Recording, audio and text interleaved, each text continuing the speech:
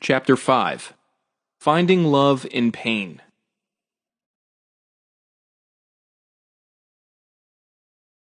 I'm writing this chapter on the day I passed a kidney stone, naturally through my pee-pee, which means the last few days for me have been spent in a type of pain that is usually described as one similar to the pain experienced in childbirth, though I obviously wouldn't know.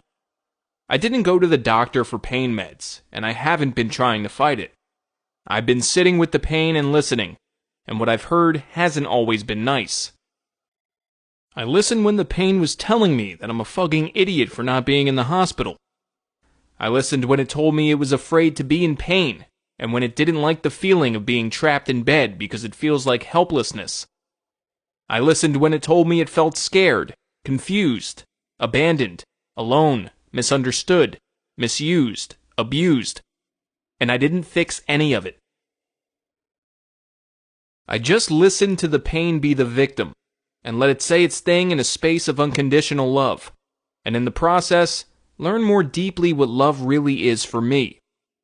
Here's what I'd like to share, and I'm not sorry if it seems a little dark. We need our brightest light to shine to see our darkest dark, so the darker it gets, the brighter it also gets.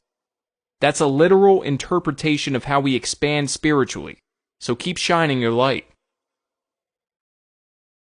If love was really measured like many of us are told it is, by how many people worship us and follow us, do what we say, or hang on every word, then Adolf Hitler has received more love than you or I will ever be able to imagine. Sounds messed up, right? That's how we present the way we think about love in our culture today. How many followers do I have? How many likes can I get on my post, my tweet, or the picture I posted of what I'm going to shit out later? My lunch. Oh my God, Janet, you should not be eating that. Who's Janet? Pay even a little attention to your environment, and you'll notice that most people are seeking love and or approval in almost any way, shape, or form they can get it. Seeking approval is part of most of our programs because we've all been judged and graded by parents and teachers since we can remember. And there's a part of our programs that feel pain when that approval is not given. Especially when we've done that exact dance that used to get the approval we were searching for, but now it's not working because we're dancing for different approval givers. Imagine a society of adults bouncing around and seeking approval from other adults like bosses and politicians, because many of us know no stronger love than approval from others. It's the search for this love, and the belief that we need it is, that causes pain, and identification with the pain causes the search to continue. If you can find love in pain, then you may see evidence that even someone like a mass shooter is looking for love in committing that type of horrendous act. Most people never learn how, or learn that it's okay to see their own pain, and it triggers something inside that makes that person to want the world to see and understand their pain so bad. They've gone to the lengths of taking it out on innocent people so they can't be ignored anymore. You'll often see when it's over, they turn the weapon on themselves and commit suicide, as the justification has been lost in the act, and the sensations that made them do it no longer exist. Nobody knows what is going through their heads at the time, and if someone says they do, it's a guess. But I would imagine, or guess, that after committing an act so violent and traumatic, they're instantly awakened by, holy motherfucking shit, what did I do? As they become overwhelmed and filled with a shame and fear that most of us will never know, the only logical thing to do for the ego that got them there is to end that feeling by taking their own life. All caps and in bold, with a couple swears, was the best I could do in a book for that heavy of an awakening.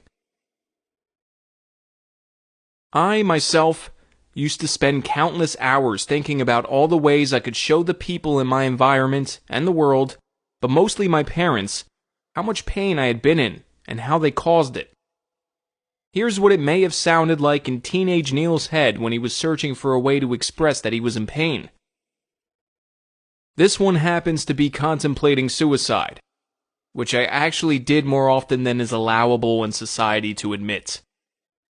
Quote, "If I was gone, and left a nasty note blaming everyone for being such dicks to me, making fun of me, and never giving me a chance, that would teach them. Then they would know that it was all their fault and my pain would be over. I didn't really know what I wanted, or who I wanted to blame, as you can probably tell, but something was obviously missing. I knew that I wanted to be heard, but I didn't know what to say. I knew I wanted to prove something, but I didn't know what there was to prove. Maybe I wanted to prove I was worthy of love, family, joy, money, and happiness.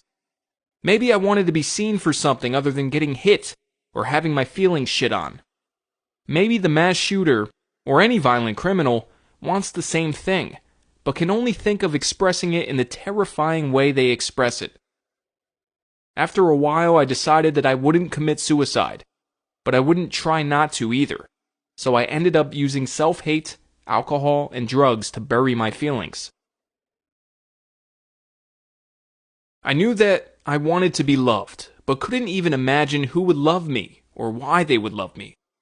I felt extremely far removed from the love of my mother and father, as they were deep in their own stories of anxiety, addiction, and everyday life, trying to keep things together. I felt so far removed from love that every time I got praise or a compliment from the outside world, or someone that wasn't my parents, just knowing that eventually I'd have to go home and be reminded of who my mother told me I was immediately took over as reality, and I suppressed any encouragement, love, or inspiration that I received.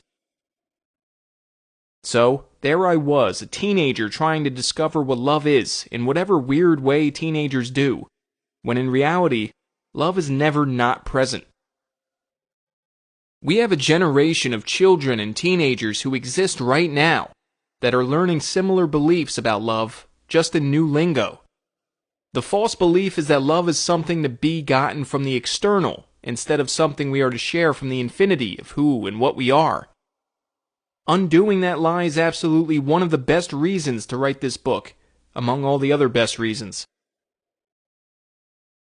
We learn to compete for love instead of learning to receive it, and then we teach the exact same nonsense that didn't work for us when we were kids to our own children. How else could it make sense for someone to commit violent acts on other people?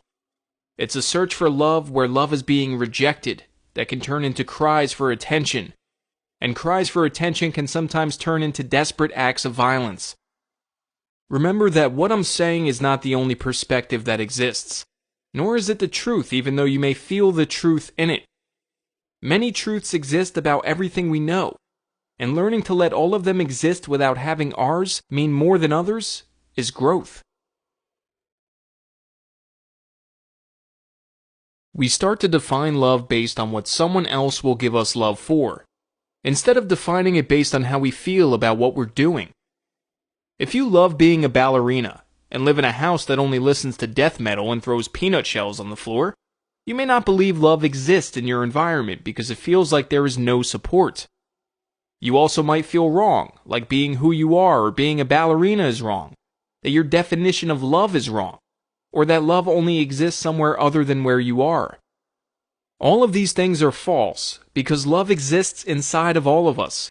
We just have to be patient and learn that we can love ourselves enough to change our situation.